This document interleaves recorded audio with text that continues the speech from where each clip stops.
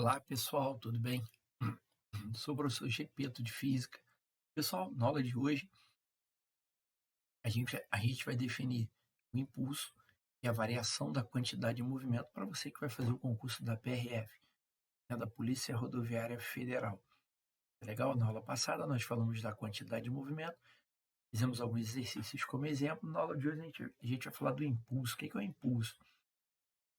Pessoal, todos nós temos a noção intuitiva do que é o impulso, quando a gente empurra um objeto. O jogador aplica uma força, por exemplo, numa bola de futebol, que os pés do jogador ficam em contato com a bola num curto intervalo de tempo. Perdão, pessoal. Em todas essas situações, né, a gente tem a interação da força, num certo intervalo de tempo. E o que é o impulso? O impulso é uma grandeza vetorial que mede o efeito de uma força de intensidade F atuando num certo intervalo de tempo, né? Mede o efeito que a força produz num corpo, atuando num certo intervalo de tempo. Vamos à definição matemática. Ó, o impulso de uma força F aqui, ó, força F, um certo intervalo de tempo, bom? O impulso de uma força F num certo intervalo de tempo é o produto da força pelo intervalo de tempo em que ela atua, né? Fala de novo, ó, o impulso é uma grandeza vetorial. Pessoal, grandeza vetorial requer direção, sentido e modo, bom? Ó, o impulso é uma grandeza que estuda a interação de uma força aplicada a um corpo com o tempo de aplicação dessa força, né? Ou seja, o impulso mede o efeito que a força produz, né? O efeito de uma força de intensidade F atuando em um certo intervalo de tempo. Agora, cuidado, né? Essa expressão, impulso é igual a F vezes ΔT. Essa expressão, F vezes ΔT, né? Ela só pode ser usada quando a força é constante. Bom, pessoal, ó, a gente já estudou em leis de Newton, que a força é medida em Newton, né? Ó, a força é medida em Newton, o tempo é medido em segundo, e impulso é Newton vezes segundo aqui, ó, no sistema internacional. Newton vezes segundo. Mais tarde a gente vai aprender, né, que o impulso também pode ser medido em quilograma vezes metro por segundo. Ó, os impulsos mecânicos estão presentes em uma série de fenômenos do dia a dia, como nas situações em que a gente empurra um objeto, puxa o objeto, no impacto, numa explosão, o jogador aplica uma força numa bola de futebol, beleza? Aí, pô, professor, mas o impulso é força vezes tempo quando a força é constante. E se a força for variável? Pessoal, quando a força é variável, como no caso de um jogador aplicando a força, né, chutando uma bola de futebol, a força não se mantém constante durante o intervalo de tempo que os pés dele ficam em contato com a bola. A força ela varia, né, no intervalo de tempo em que os pés dele ficam em contato com a bola. Nesse caso, quando a força é variável, a gente utiliza a ideia de força média, tá bom? Ou seja, a gente calcula o impulso aqui, ó, quando a força é variável, faz assim, ó, o impulso é a força média, ó, força média, bom? Força média vezes o intervalo de tempo, tá bom? Se a força é variável, impulso, força média vezes o intervalo de tempo. Ou a gente recorre ao gráfico, tá bom? Aqui, ó, ele vai me dar um gráfico que mostra como a intensidade da força está variando com o passar do tempo. Bom, se você calcular a área sobre o gráfico, a gente demonstra quando a força é variável, né, o impulso é numericamente igual à área sobre o gráfico, força-tempo. Bom, pessoal, o impulso é numericamente igual à área sobre o gráfico. A força é variável, olha lá, a força é variável. Como eu calculo o impulso transmitido pela força? Calculando a área sobre o gráfico aqui, ó. A área sobre o gráfico, força-tempo, é numericamente igual ao impulso, né? O impulso transmitido pela força. Tá legal? Ou, mais uma vez, né, o que a gente pode fazer? Pode pensar também do seguinte modo: o impulso, quando a força é variável, é a força média, né? Força média vezes o intervalo de tempo. Posso pensar dessa forma, tá bom, pessoal? Olha lá, força é variável, o impulso é a força média vezes o intervalo de tempo. Beleza? Vamos ver um caso prático. Pessoal, olha essa questão. O gráfico representa a relação entre o módulo da força em newtons, né, e o tempo em segundo. Considerando que essa força tem direção constante, o módulo do impulso da força entre 0 e 4 segundos é igual a 20 newtons por segundo, melhor, 20 newtons vezes segundo, verdadeiro ou falso? Vamos ver, né? E pessoal, vamos analisar. Bom, como a força é variável, para eu calcular o impulso, primeiro eu tenho que calcular a área sobre o gráfico, né? É só calcular a área sobre o gráfico, força-tempo, né? A área, gráfico, viu? A força é variável, para eu calcular o impulso é só calcular a área sobre o gráfico. Ou seja, o impulso é numericamente igual à área. Mas que figura é essa? Um triângulo retângulo. Vai calcular a área de triângulo? Base vezes altura, dividido por 2, né? Vai ficar 4 sobre 2. Legal. O impulso vai ser 4 vezes 10, 40, dividido por 2, 20. 20 newton vezes segundo. Certo. Viu? Olha lá. Isso vai ser 20 newton vezes segundo. Verdadeiro. Por quê? Porque a força é variável. A força é variável. Para calcular o impulso transmitido pela força, é só calcular a área sobre o gráfico. Tá bom? Beleza? Vamos ao exercício número 5. Olha lá. Caiu no concurso. Esse caiu no concurso é analista universitário. Né? Vamos analisar a questão. Olha lá. A figura a seguir mostra uma força dependente do tempo. Olha lá. A força que atua ao longo do eixo X em newtons, com o passar do tempo, né? Representada no gráfico, né? Eixo X. Qual o impulso total dado à partícula? Ou seja, observe, ó, a força ela é variável, ela varia de 0 até 2 newtons, depois ela diminui, né? E depois a força deixa de atuar. No intervalo de tempo entre 2 e 3 segundos, a força vale 0, né? E a partícula continua em movimento. Bom, como é que eu calculo o impulso transmitido pela força? Só calcular a área sobre o gráfico aqui. Só calcular essa área aqui, né? Sobre o gráfico. Pronto. Ah, a força é variável. Para eu calcular o impulso, né, exercido pela força, viu? O efeito que a força produz, calcular a área. Ou seja, o impulso, esquema, área, base é 2 vezes altura, 2 vezes por, né? Então, o impulso vai ser 2 newton vezes segundo, ou 2 kg vezes metro por segundo. Bom, tá por segundo. Olha lá, pessoal, a opção correta, letra C, viu? Ou a gente calcular a área sobre o gráfico, quando a força for variável, é um impulso, a força média vezes o intervalo de tempo. Ou a gente obtém um impulso calculando a área sobre o gráfico. Bom, aí você vai me perguntar assim, pô, professor, mas não tem uma relação entre o impulso e a quantidade de movimento? Uma vez que quando você exerce uma força no objeto, a tendência natural é a sua velocidade variar, portanto a sua quantidade de movimento vai variar? Sim, chamado teorema do impulso e quantidade de movimento. Vamos ver? Aqui, ó. O que diz o teorema do impulso?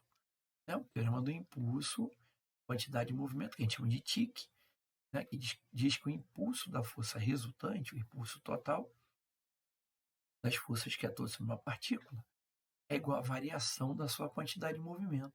Né? Como é que a gente prova isso aqui? Ó? Muito simples. Ó.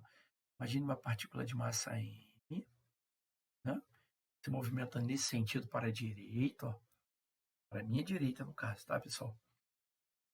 Constante T1, né? Uma força constante passa a atuar na partícula, né? De acordo com a segunda lei de Newton, né? Se uma força constante atua na partícula, ela vai adquirir uma aceleração constante no sentido do movimento, beleza? Mas a força é o agente físico capaz de alterar a velocidade vetorial de um corpo. Então, por meio dessa força atua, a velocidade da partícula, de acordo com o nosso desenho, ela varia de V1 até V2, né? Aí a gente demonstra, vamos pensar, o impulso, supondo que a força é constante, é força vezes tempo? É, mas pela segunda lei de Newton, força não é massa vezes aceleração? Sim, é aceleração. Delta V sobre delta T, né? Olha lá, força, massa vezes aceleração, né? Vezes o intervalo de tempo. Isso é força vezes tempo. Corta o tempo, o impulso transmitido a força. Tá? Delta V fica massa vezes a velocidade final, né? Menos massa, velocidade inicial. Viu? Olha lá, massa vezes a velocidade, a quantidade de movimento, né? Então, o impulso vai ser igual à quantidade de movimento final, viu? Menos a quantidade de movimento inicial. Viu, pessoal? Olha lá. Ou seja, esse teorema que a gente chama de TIC, ele relaciona o impulso com a quantidade de movimento. Aqui, ó, o impulso total, o impulso transmitido pela força resultante é igual à variação da quantidade de movimento. Detalhe, impulso é uma grandeza vetorial. Quantidade de movimento é uma grandeza vetorial. Então, o impulso ele tem sempre a mesma direção, né, a mesma direção do vetor variação quantidade de movimento. Ou seja, o impulso é igual à variação da quantidade de movimento da partícula. Bom, olha lá, o teorema do impulso permite concluir que as unidades Newton vezes segundo e quilograma vezes metro por segundo, né, são equivalentes. Bom, agora vamos na prática, vamos ver o exercício na prática.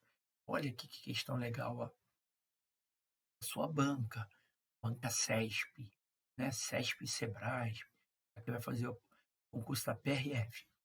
Olha o que ele diz. Acerca de impulso e quantidade de movimento, julgo o item a seguir. O impulso é uma grandeza vetorial? Sim.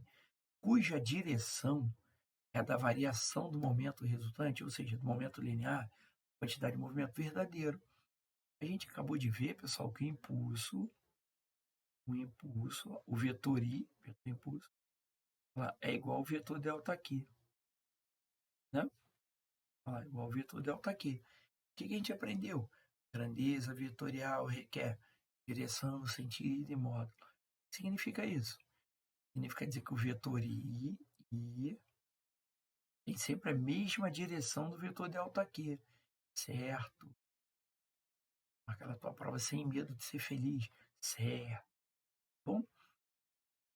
Bom, questão 7. Vamos ver a questão 7. Bem legal também, ó.